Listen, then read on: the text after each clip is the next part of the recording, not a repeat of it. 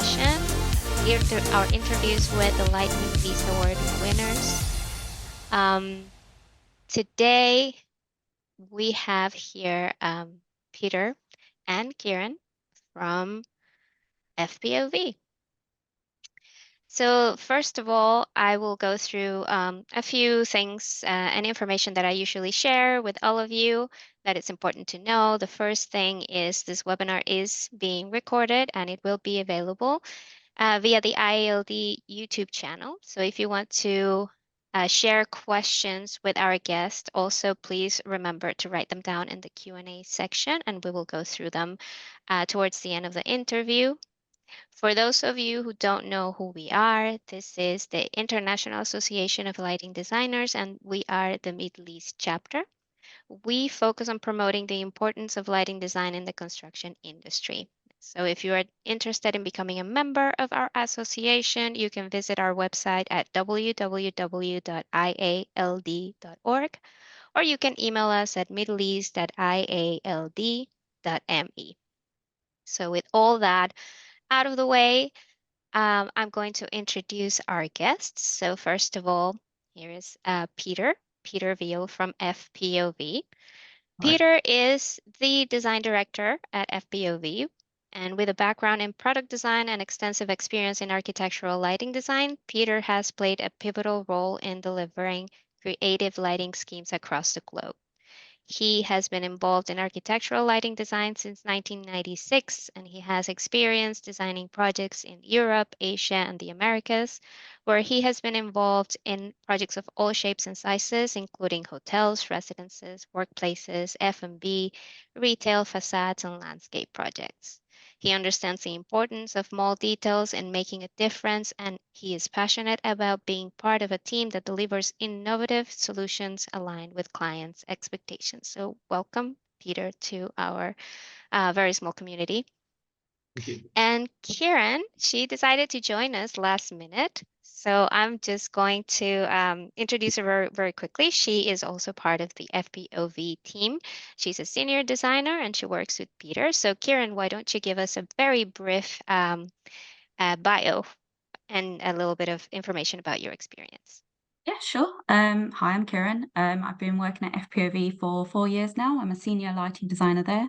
I've been in the lighting industry for over 12 years now, and I have experience in hospitality, commercial, landscape, master planning, etc. Yeah, that's pretty much me. Awesome. All right. Well, thank you both for joining us. So, Peter, I believe that you want to share your screen. So if you want to go ahead and do that. Sure. I will start by then asking, why don't you give us a brief introduction to the project and tell us what was the concept behind it? How did you come across to working on this really interesting project? To put this restaurant in the overall worldwide context, Ling Ling is a kind of like a sister brand to Hakkasan, which is probably the better known of the two brands that I'll be talking about. They were started in 2001. I was involved in the very first Hakkasan Chinese fusion restaurant, which opened up in London in early 2001. It was designed by Christian Lieg. And throughout the evolution of both brands, the French interior designers Gilles and Bossier have been very closely connected. We work with them extensively on this project as well. Whereas Hakkasan as a brand is quite formal, fine dining. If you go to their website, it's very dark, very high end. Ling Ling is very similar kind of food concept, food and bar, but it's very much younger, it's more animated. And the fact that this restaurant also has its own nightclub is kind of indicative of both the Ling Ling brand and also the fact that Hakkasan as a group of restaurant concepts is now owned by a Las Vegas owned company, which brings its own sense of life and animation and late night sophistication to the mix. And each Ling Ling restaurant around the world, there's I think 4 at the moment. We've worked on 2 of them. They're very much different. They're very standalone restaurants. The one we did about 6 or 7 years ago in Marrakesh This was in Mandarin Oriental in Marrakesh. All the signage said Ling Ling by Hakkasan, because the Hakkasan was a well-known brand. People had been to the Hakkasan restaurants around the world.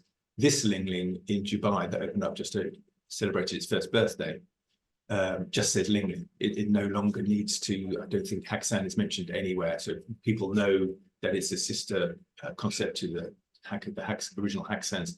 It's clearly not the important thing to them. The brief for the project was it's a space to eat, drink, and dance. And I think that the last word there is probably the most important, because the difference for us was that it's not just a restaurant. It has a very much sense of animation, life, sound. And as I say, if you're going to compare it to a Hakkasan restaurant, and there are about 8 or 9 around the world, I think the thing you'd find is that there's a bigger sense of flamboyance, a bigger mix. And this restaurant itself, I was just looking at our concept pack yesterday, and there's 19 spaces that make up this project, which I don't think, even for a hotel, that's rare, but for a standalone restaurant, it is very much about the journey. You don't just turn up and here's your restaurant to take you to your table. It's a far bigger journey through a feast for the eyes and probably the ears as well, to get to your table. And maybe even after your table, your journey continues to the nightclub until the wee hours of the morning, when I'm safely tucked up in bed, to be honest. So I think of all the F&B projects that I've worked on, it's been a big journey finishing the project from start to finish, but it's a big journey for the customers. And I'll talk about that later when I show the videos. But Sure. So when you said it was a very long journey, a design journey. So when did you start the project? Yeah, we actually signed our contract in 2017. Wow. And in fact, interior designers hadn't been allocated. There was an American interior design firm called David Mexico who'd done some concept sketches, and they formed part of our contract. And we could see the flamboyance of it. There's a double height space where there's going to be dancers on a stage, which is very vertical. It's absolutely amazing. And then they finished their concepts and were not hired to continue the project. And then Veale and Boissier were contacted. Can you work on this project? Sorry, we're too busy. We can't start until in around 6 months' time. So that was a no. Then another interior designer was hired to do some concepts. They weren't preferred. And then Veale and Boissier again were contacted again, saying, oh, you said you weren't available to 6 months. It's now been 6 months. Can you do it? They said yes. So we're all very happy. We're reunited again, working on another project. Wow. Interesting. Well, do you want to show us some images while I Sure. then move on to the next question? Because obviously this is an international association of lighting designers. So we have a number of lighting designers or lighting related people joining us today. So obviously we want to know, how important was the lighting in achieving the concept and the objectives of the project? And maybe that way you can show us a few of those different spaces that you said the restaurant has. Well, I'm sure any lighting consultant will tell you it's absolutely vital. If I go back to the very first Hakkasan, it's the first Hakkasan was quite groundbreaking because it was, maybe it wasn't as groundbreaking, but it was for me because the lighting scheme was very different. The interiors were a mix of old and new. So being a Chinese restaurant, there were some old touches. There were Chinese lanterns. There were partition screens made of very ornate wood with Chinese motifs. And then there were also retro-lit blue glass elements that were a nice contrast. So you'd have the sci-fi with the retro-lit blue glass, but you'd have the traditional elements as well, which made it more interesting than if it was just ultra-modern or ultra-traditional. And so that, as a starting point, has evolved in the 6 or 7 Hakkasans we've done. It has evolved, but kept that to themselves. And so it's a very multi-layered approach. And this project is no different.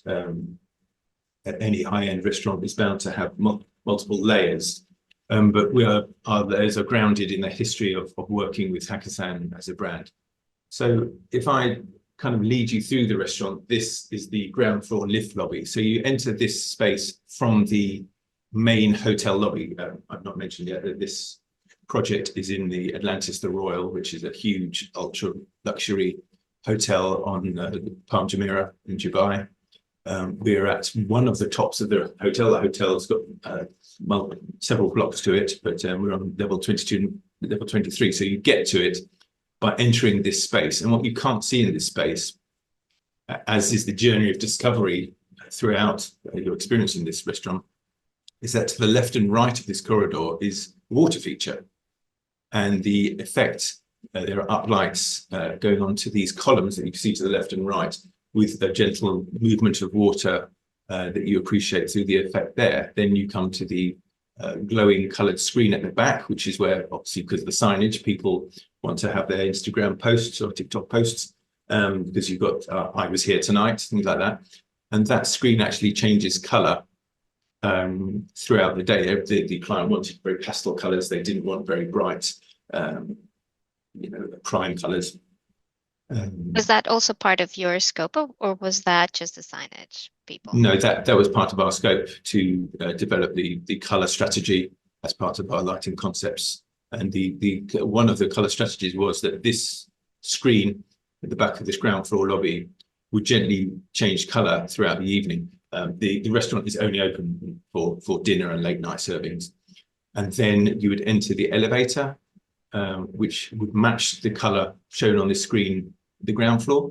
And then as you approach the level 23, which is where the guests arrive at the restaurant, the colour will have changed to match the colour shown on the ceiling here in the level 23 reception area.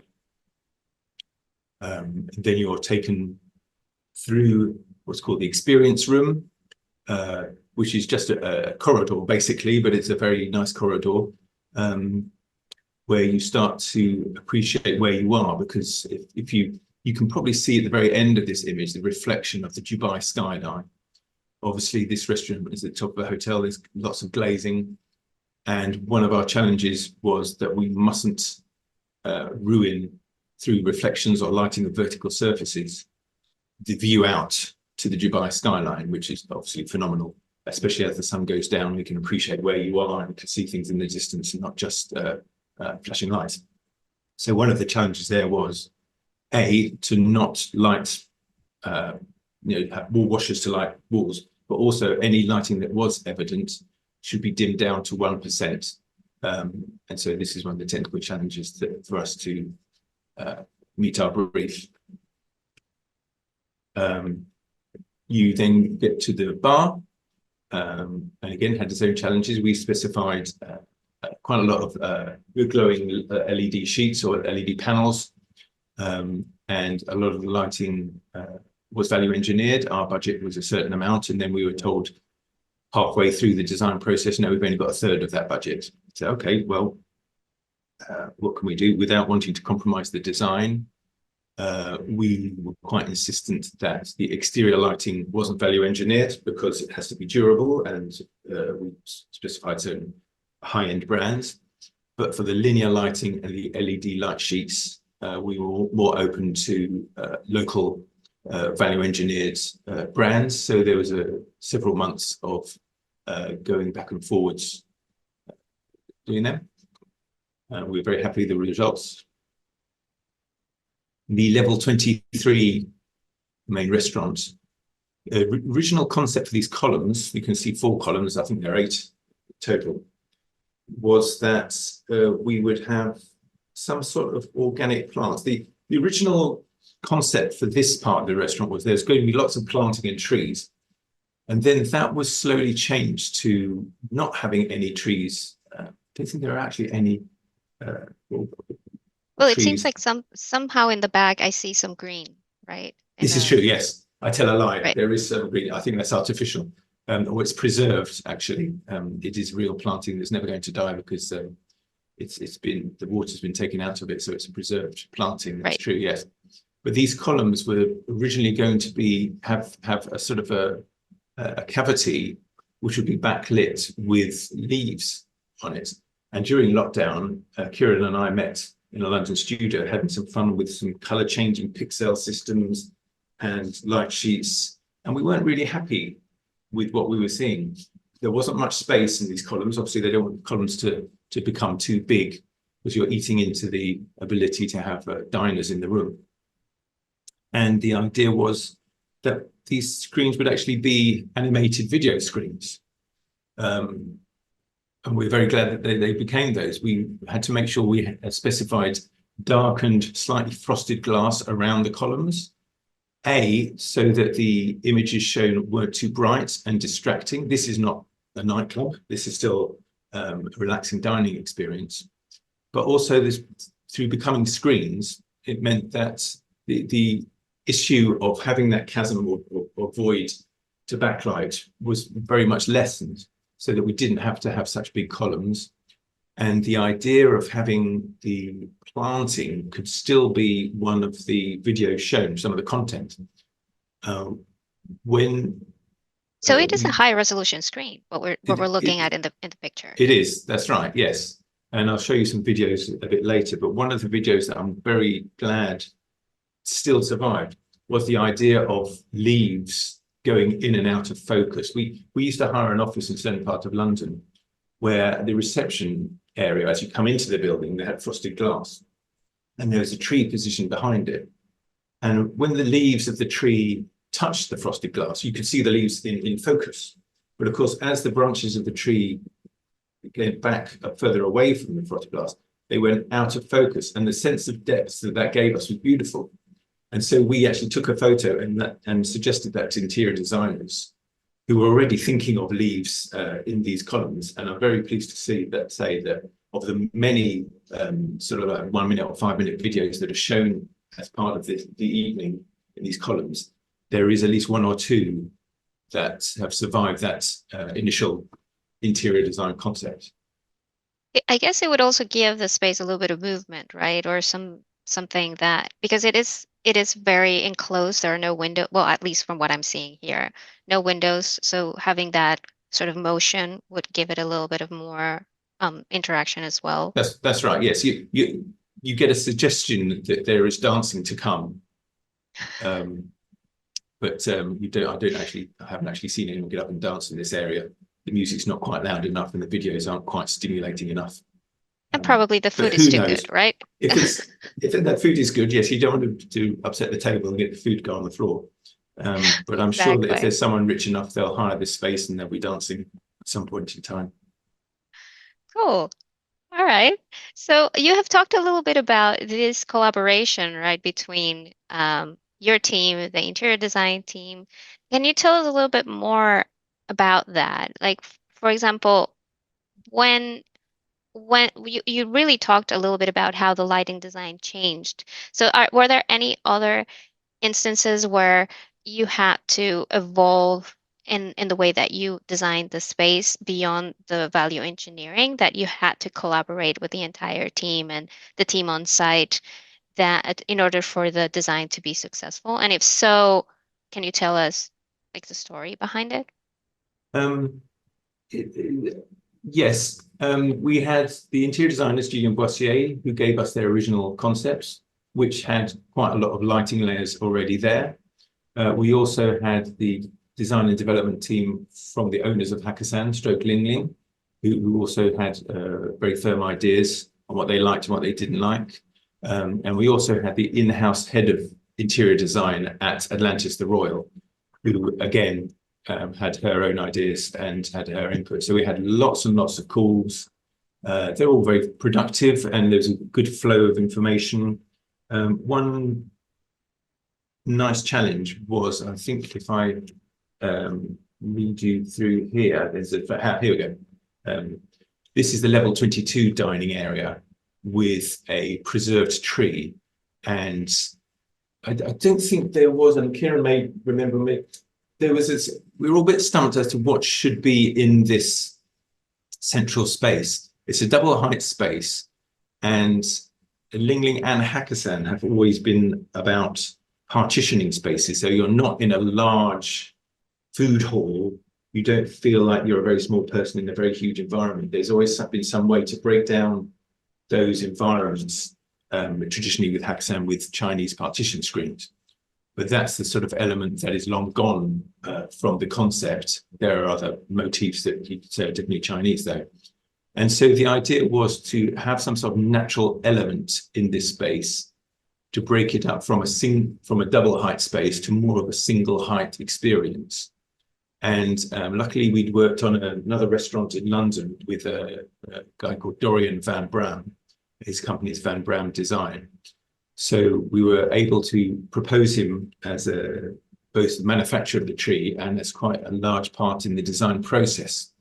And so we were very happy with the outcome because, as you've seen in your leading photo, you've chosen the photo of this tree because it has a sort of natural element that the rest of the project, being very quite straight lined, doesn't have.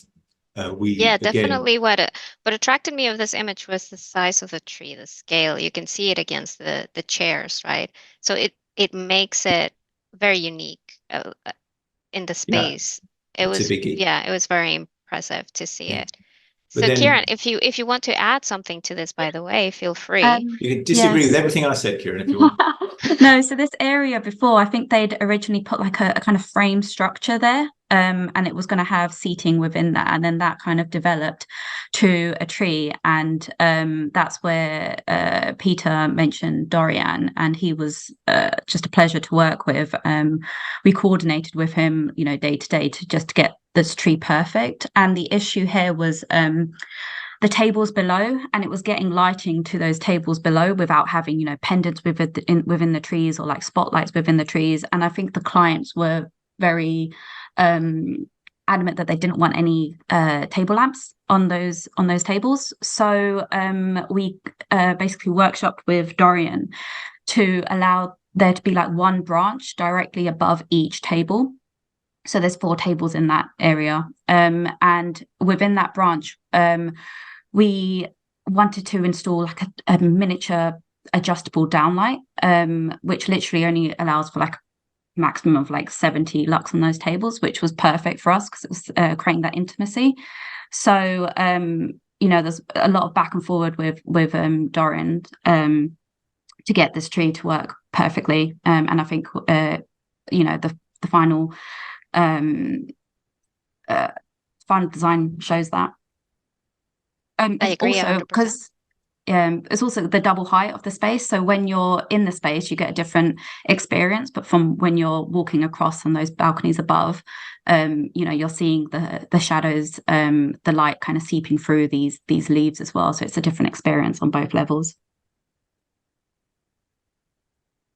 That's pretty impressive. Yeah, I was actually going to ask if you had created some sort of effect where lights just seeps through the leaves, because that would give it a real feel of nature. And it seems like that is a concept that you try to embed into each one of these spaces one way or another, right? In the other case was the columns, and in this case is this massive tree. Was that part of the initial idea to somehow have this sort of nature element be one way or another included in all of these spaces? Or did it just happen by chance? It happened by chance, I think. I think originally there wasn't much green happening, and then slowly the client wanted to add more greenery, and the tree being one of them. And then also to the left of this image would be those large kind of green walls that you saw in the render. The image beforehand. That one, yeah, exactly. So with that tree, I forgot to mention there's like 4 layers of light. You've got like spike lights around it lighting up. You've got an internal uplight as well, because you can see there's kind of voids within the tree, so you're seeing light kind of seep through that. And then also from above you've got RGB. This is all RGBW, by the way, so you've got RGBW light from above within those slatted ceilings lighting down onto the tree, and then you've got a warm white downlight within those branches lighting down. onto the tables. And then in the next image, those are those kind of green walls, which we wanted to wash light down onto as well. So that's what we've done there. And these are, you said the preserved plants, right, Peter? Yeah, These are not live. Okay. they're not live, no. And nor is the tree. The tree is preserved branches of other tree that have been reconstructed to form the tree of the brief, you know, the size and scale. So Dorian has endless fun at his workshop in Wales, putting together artificial trees for various restaurants and hotels, and sometimes pop videos, things like that are of a more temporary nature. So would you say the incorporation of all of these quote unquote natural elements was the most challenging part of the entire design, or were there any other challenging elements that you can think of, especially during construction? I think I've already mentioned the VE exercise. The elevator itself was quite a challenge because there was a number of technical parties involved in the electrical part of the lift and the control system. So we had to have several meetings on site, getting various people to say, okay, what control wiring do you need to do so that the color changing lighting could A, both happen, and B, be triggered by where the lift was at any one time. Oh, that's right, because the color of the light changes as you go up, as you mentioned. Yeah, and to be totally honest with you, the detailing that we came up with to have the color changing lighting in the lift wasn't obeyed. So if someone goes in the lift, it is a very sort of industrial looking stainless steel lift, whereas we wanted the lit panels to be matte white so that the colors are seen, and we wanted it to be hidden. So actually, to be totally frank with you, this is something that we would try and take more control of should we do it again. Because when we turned up, the lifts had been done, the lift manufacturer had installed the lighting. They had installed the lighting that we want, but it's not in the right detail. So I would say that it's the weakest point of the journey for me. Interesting. Karen, would you agree with that? Or did you see other challenges that also? No, I agree. I think the lift was one of the things Peter and I both felt like if we could go back, we'd do that again, because it's not exactly how we envisioned. But you know, with every project, there's loads of challenges. We had issues with, you know, trying to reach the low levels of dimming that we wanted in certain areas. And like on-site issues, like with the panels failing in some instances. But I'd say the lift was the main issue there. Which, interesting. Yeah, you could say, oh, maybe we should kept it simple and just had 4 RGBW downlights. But where's the fun in that? Where's the fun in that? Exactly. Well said. This kind of restaurant isn't a downlight kind of experience.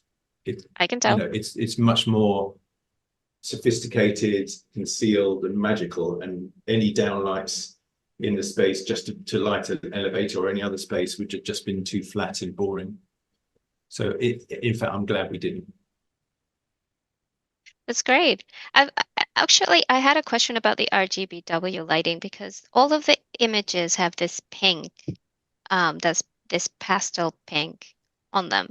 Is that a color that represents the restaurant, or was that just part of the scheme of colors that you came up with? It's not. This is where Kieran and I spent quite a long time in the ground floor lift lobby, getting that screen to a colour that all the interior designers involved in the project liked, including us.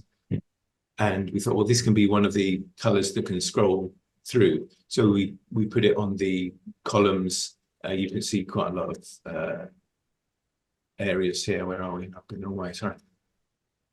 Lines of light here that will have all the pink. And this must have been the colour that was on when the photographer did their stuff, because it all looks very pink. Yeah, we were given some branding from Ling Ling as well that we needed to kind of meet these like electric colours when commissioning. So pink was the one that I think was most striking. So that's why I think, yeah, the photographer kept it on this. And a nice pink is actually hard to get, which I'm very fascinated that all the images look this. It's hard to dim because we had a fairly simple RGB control system where you had the percentages of red, green, blue, and white. And if you pick a color, think, right, that's great, and now we want to dim it at night, you could say, okay, let's dim it by 20%. So you dim whatever percentage of red is, you dim that by 20%, green and blue, you dim them. You don't necessarily get exactly the same color that's dimmed. What we should have done is to have a more sophisticated control system, such as a Pharos, that has a color palette, and you can click on it and then do the intensity, and the computer system actually works out all the percentages for you. So one more thing that you wish you would have done differently. Indeed, yes. Yep.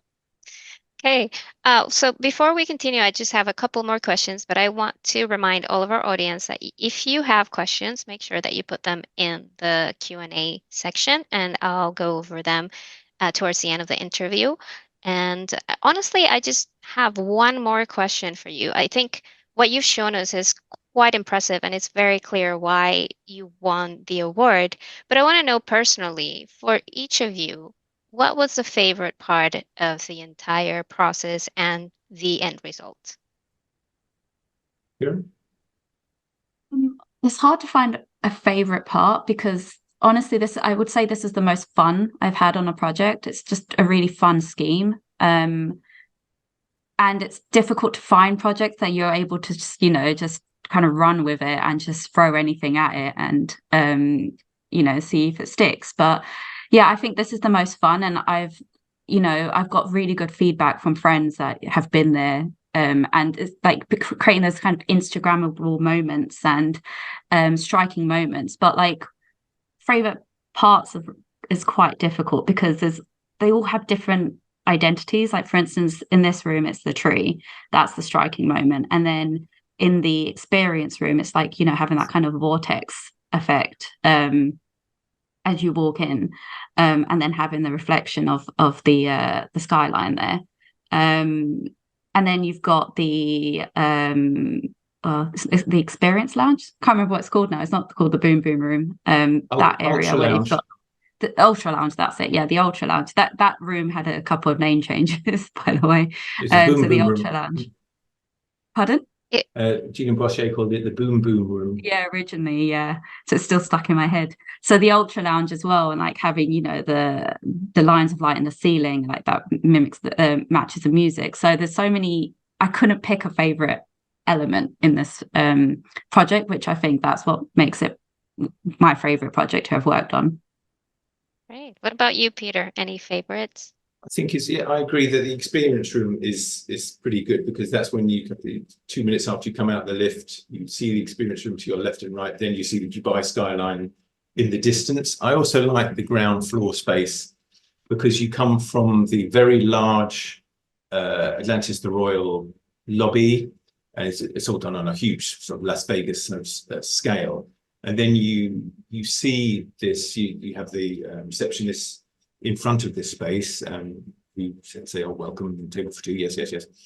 And then your discovery begins on a smaller, more intimate scale. And the scale that you expect from a restaurant, having come from a very large, impressive hotel lobby. And you feel a little bit more intimate, a little bit more at home, for me. I agree. I forgot to mention that this area as well. So like you've got these huge doors that open up onto this. So it's quite monolithic, like walking in, and you're just kind of guided on this journey throughout the space. But you can kind of see the peek through when you open the doors of the pink in the background. It's just like it entices you in. It does. And honestly, the pink color, I cannot get enough of it. It's just beautiful shade of pink that doesn't feel too gimmicky, It feels sort of natural and very original in a way. I think that's why the interior designer for Atlantis the Royal only wanted quite pale pastel colors, so that the colors themselves talk but don't shout. Yes, exactly. Even if it is a place where you're supposed to dance, it still tells you that in a very subtle way that this is a fun environment. Yes. Well, I want to thank you both for really sharing this magnificent design story. Once again, I will say this, I'm going to open it up for questions from the audience, but if no one has any questions, again, I'm really thankful for you both taking time out of your busy schedule and coming into our space, our ILD Middle East sessions, and telling us this magnificent story. It really is a wonderful project. And it is definitely well deserved, this award that you received for it. So once again, congratulations and thank you so much for sharing this with us. Any final words that you would like to share with our audience? Well, to give your audience a bit of time to think of their questions, do you want me to show a couple of the videos? Absolutely. So that they can a bit more experience going through the space. I think these photos didn't really do justice. Oh, there's a private dining room, which again can change colour. Did you want to? So let me try. Hopefully, Well, there's always some, it's good to have some variety, right? Yeah. So this is from the level 23 reception into the experience room. You can see all the purple that evening. And what a view, right? And then you still see the view, yeah. So then we go into the bar lounge. You can't, those pendants, you can't see them flickering with the naked eye. I think it's something with my phone. But they were bespoke and had to be remade so that they were dimmable. And then we could meet Probably the value engineering had something to do with that? No, it wasn't value engineering. It was because they were made, the interior designer from the hotel commissioned them and got them made. And so we weren't involved in specifying that they were dimmable. The people that made them didn't get the memo. So they just said, oh, can you make these? And we'll show some renders and some images. But yeah, let me see if there's another one where we go down the stairs. I haven't spoken about my favorite bit, actually, the stairs, because in the original Hakkasans, the back bars always have animated sort of water effect projected onto the back wall. And I wanted to get that in here as a sort of homage to the original Hakkasan. So here at the effect, you can see it on the stairs with the aqua blue, which is synonymous with the Hakkasan brand, that's the retrolit blue glass. So we just have them on the stairs. See me gingerly walking down, trying to not look stupid and fall over. And then someone luckily opened the door, and then you get Dubai Sky. Oh, wow. But of course, that you have to have glazing there. That's part of the hotel. You can't avoid that.